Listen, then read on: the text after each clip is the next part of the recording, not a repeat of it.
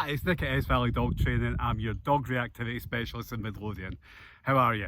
So, what I'm going to talk about today is sit and down training. So, when you're asking a dog, I've just said down, and Reese has done a wee down there. Clever girl, good girl. So, when we talk about sit training or down training, what we're asking our dog to do is go into a certain position, and we want our dog to stay in that position. Very useful for a number of things. It's great for safety. So, for example, sitting at the side of a road, really good, really safe, and there's a less of a risk of your dog walking out in front of a car.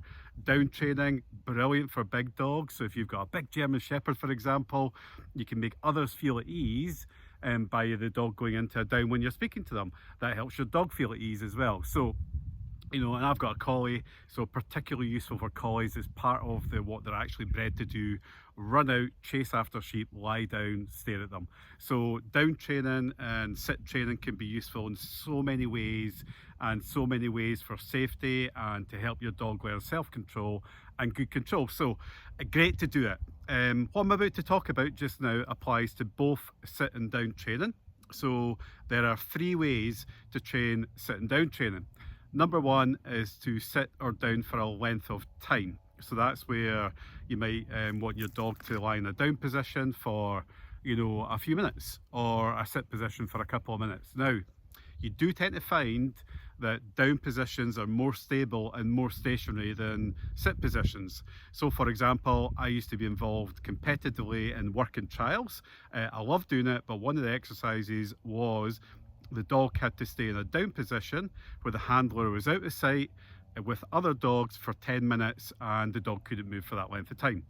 Also, in one of the stakes, in the companion dog stake, the dog had to go in a sit position for 2 minutes. Let me tell you, the sit stay for 2 minutes was harder than the down stay for 10. So down stays tend to be more stable, more reliable, more dependable than sit positions.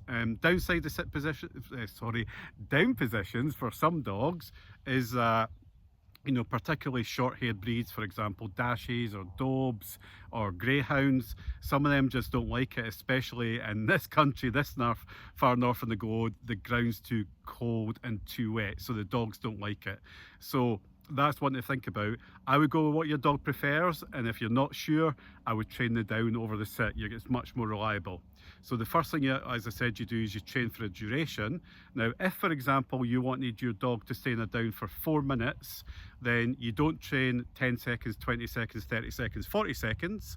What you train is 10 seconds, 17 seconds, 4 seconds, 1 minute, 30 seconds, 2 minutes 30. So you randomize the length of time that the dog's in the position for. Otherwise the dog starts to predict it, and if it doesn't like doing it after 1 minute, you'll never get past 1 minute, and you might need it for longer than that. So same with the sits, but realistically you're going to get to about 2 minutes with a sit, and you're doing well. You can get longer with a down. So the first thing is with duration, so for a length of time.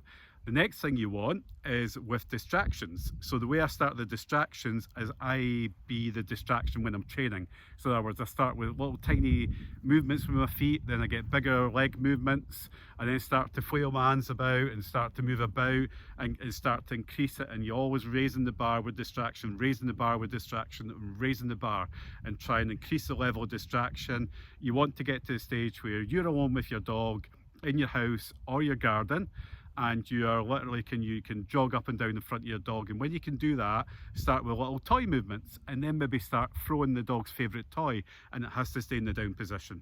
So that's down with distraction. I've already covered down with for duration, and the third one is down from a distance. So for the sits, I tend to use a hand gesture like that for sit and that for down. So I always use hand gestures when I'm training this, because if the dog's at a far distance and you want it to go down, in a windy day it may not hear you well, so you go down like that, it sees your hand gesture and it knows to lie down.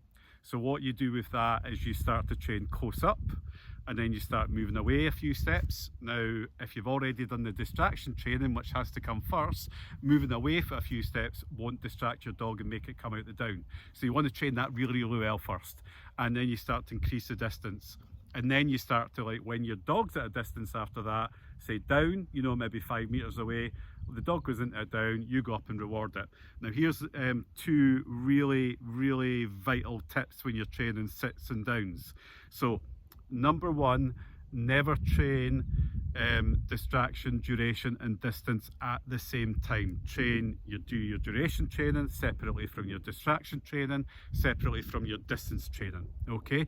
Your dog won't cope with all three things at the same time, and the two dynamics at play for the dog to be able to cope, and it's probably going to break it. Number two, and this is the one that most people don't do and most trainers don't train, is what you get a lot of people do is go and tell the dog to go in a sit, and it's stay, stay, stay, and the handler gets in the habit of continually saying stay, stay, stay, and as soon as you stop saying stay, the dog's up and away, right? So I don't do that. Basically, when the dogs, say I put the dog in the down, if the dog comes out the down by itself, I simply take it back to where it was and put it back in a down.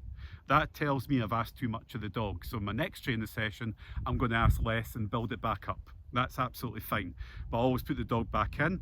And the vital bit that I'm really getting to with this is tell your dog when it's okay to come out of the sit or the down position. So that involves a release word. So the release word I use is finish.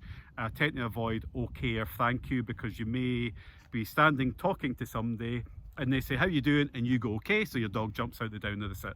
So finish is a word we don't use in common language, so I tend to use the release word. The release word is absolutely vital, and that tells your dog when you are allowed, when the dog's allowed to come out of the position you've put it in. So it takes a while, this training. It's very worthwhile training, but start with duration, then move on to distraction, then move on to distance, and if you want it, let me know how you get on.